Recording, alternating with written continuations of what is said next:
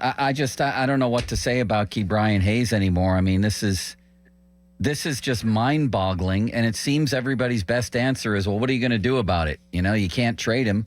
I disagree. I think you actually could trade him. I can't watch this anymore. He gets one extra base hit per month. That's not an exaggeration. What would you do with Ke'Bryan Hayes in the offseason?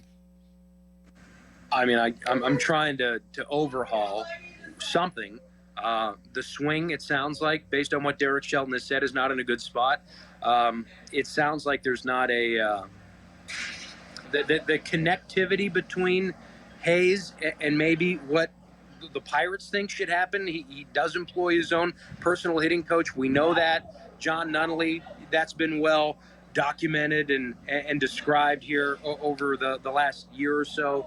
So it sounds like there's a disconnect as far as where they want him to go, what he's doing, and obviously the results that he's getting. The Pirates would like to see him hit the ball in the air more, and I think that's a fair request.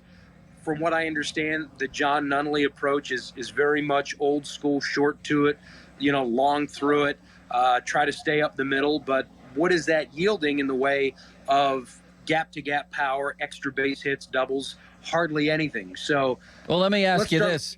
Has Andy Haines gotten any young hitter better here? What is if Andy Haines is putting out a resume right now, what or who is he pointing to from his Pirate career as Exhibit A if I can get this job done? Probably Brian Reynolds.